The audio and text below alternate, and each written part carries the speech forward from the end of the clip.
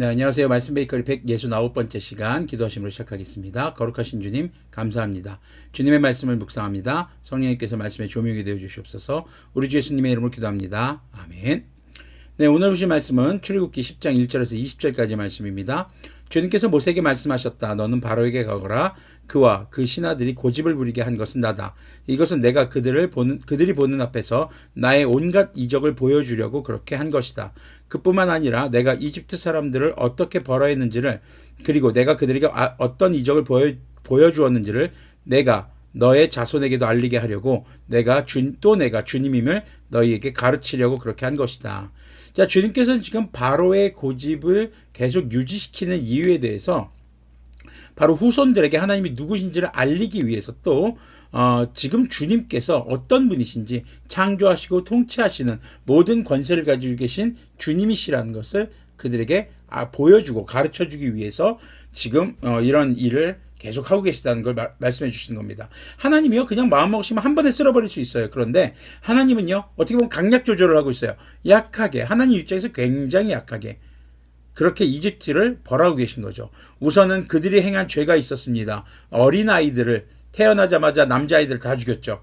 자, 그럼 무고한 생명을 빼앗은 것에 대한 심판도 있고요. 하나님의 백성을 괴롭히는, 그렇게 하나님의 은혜를 입은 이집트임에도 불구하고 하나님의 은혜를 망각한 그런 이집트의 집권 세력들, 그리고 하나님 앞에 끝까지 고집을 부리는 것, 자, 이런 모습들을 속에서 하나님은 그들에게 회개의 길을 주실 수도 있어요. 그런데 지금 바로가 고집 부리게 하시는, 바로가 그 완악함을 유지하게 하시는 그 이유가 하나님 자신이 누구신지를 분명하게 알려주기 위해서라는 것이죠. 자, 이제 8번째 재앙, 바로 메뚜기 재앙이 시작이 됩니다. 3절 계속 보면요, 모세와 아론이 바로에게 가서 말하였다. 히브리 사람의 주 하나님이 말씀하셨습니다.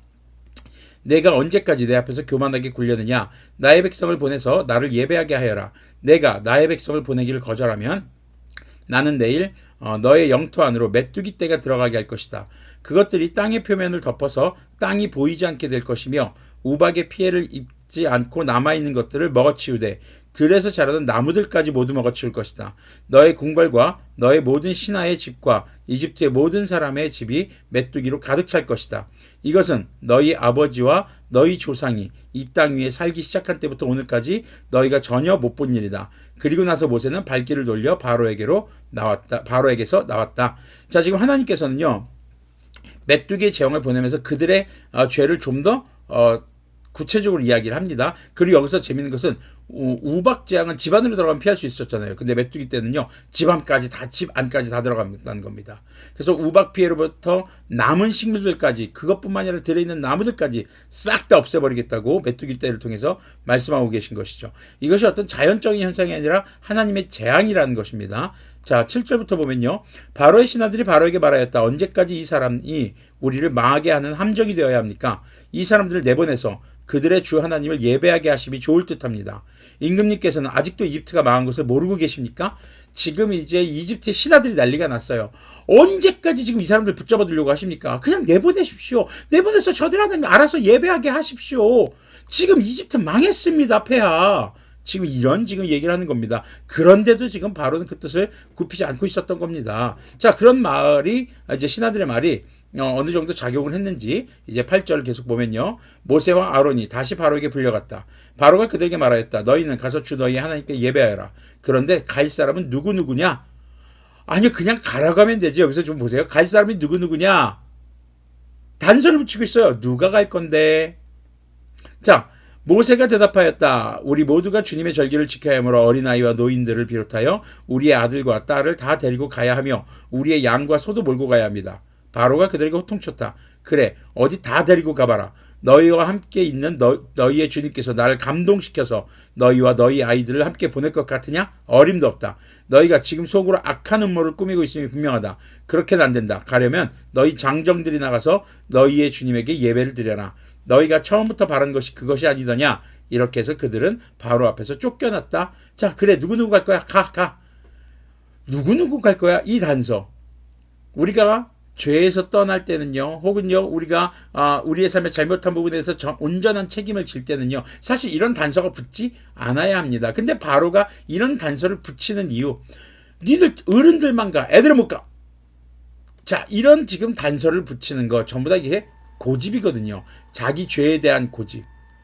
어떻게 보면 이 내가 계속 유지해왔던 죄의 상태. 사실 죄는 우리에게 즐거운 거예요. 즐겁게 해주다 보니까 필요한 것다고 느껴지게 한다라는 거죠. 자, 지금 바로는요, 이 이스라엘 사람들이 없으면 누가 이 피라민 만들고 이거 만들고 이런 고민에 또 빠졌을 수도 있겠죠. 그리고 자신의 왕권, 신적인 권위가 떨어진다고 봤을 수도 있습니다. 어찌되었건 어린아이들은 안 된다라는 단서를 붙입니다. 자, 12절을 보니까요. 주님께서 모세에게 말씀하셨다. 너의 팔을 이집트 땅 위로 내밀어라. 그러면 메뚜기 떼가 이집트 땅으로 몰려와서 우박의 피해를 입지 않고 땅에 그대로 남아있는 푸성귀를 모두 먹어치울 것이다. 모세가 지팡이를 이집트 땅 위로 내미니 주님께서 그날 온종일 그리고 밤이 새도록 그 땅에 동풍이 불게 하셨다. 그 동풍은 아침녘에 메뚜기 떼를 몰고 왔다. 메뚜기 떼가 이집트 온 땅 위로 몰려와서 곳곳마다 내려앉았다. 그렇게 많은 메뚜기 떼는 전에도 본 적이 없고 앞으로도 결코 볼 수 없을 만한 것이었다. 지금 하나님께서요, 바람을 불게 하셔서 각 지역에 흩어져 있는 메뚜기들을 한 곳에 다 모으는 겁니다. 하나님께서 모든 것을 창조하시고 통치하시는 하나님이십니다. 밸런스를 잡으시는 하나님이에요. 그런데 그 하나님께서 재앙을 내리실 때 온 사방에 있는 메뚜기를 한꺼번에 모아서 다 이집트로 지금 모이게 하시는 거예요. 자, 15절을 계속 보면요. 그것들이 땅의 표면을 다 덮어서 땅이 새카맣게 되었다. 그것들이 우박의 피해를 입지 않고 남아있는 나무의 열매와 땅의 푸성귀를 모두 먹어치워서 이집트 온 땅에 있는 들의 나무와 푸른 푸성귀는 하나도 남지 않았다. 한마디로 녹색이 다 사라진 거예요. 식물이 다 사라져 버렸어요. 자, 이런 상황이 되니까 16절을 보면요. 그러므로 바로가 모세와 아론을 급히 불러들여서 말하였다. 내가 너희와 주 너희의 하나님께 죄를 지었다. 부디 이번만은 나의 죄를 용서하고 주 너희의 하나님께 기도하여 이 엄청난 재앙이 나에게서 떠나가게 하여라. 자, 지금 보세요. 너희 하나님께 내가 죄를 지었다. 다급해지니까 우박대와 마찬가지로 이제 죄를 지었다라고 인정하는 모습이 나타납니다. 왜요? 다급해지니까요. 그런데요, 여기서 우리가 한번 생각해 봐야 할 것이 지금 죄를 용서를 구하는데 이 회개가 어떤 회개냐 하는 것이죠. 회개의 목적이 무엇입니까? 재앙이 나에게서 떠나가게 하라. 그리스도인의 회개의 목적은 무엇일까요? 하나님과의 관계 회복에 있습니다. 회개를 통해서 하나님을 예배하는 겁니다. 그런데 바로는 어떻습니까? 회개하는 것 같지만, 죄를 뉘우치는 것 같지만 하나님과의 관계 회복으로 들어갈 생각은 전혀 없는 것이죠. 자, 우리가 회개했다, 내 죄를 용서를 구했다, 내 죄에 대한 책임을 진다. 이것의 궁극적인 목적은요, 하나님과의 관계 회복입니다. 그럼 그 관계 회복은 무엇을 통해서 가능한 것이냐? 예배를 통해서 가능하거든요. 하나님께서는 지금 이스라엘 백성들이 다시 하나님과의 관계를 회복하기를 원하시는 예배를 원하시고 계신 것이고, 그 관계 회복의 첫걸음이 회개거든요. 지금 바로는 자기의 죄를 인정하고 용서를 구하는 것 같아요.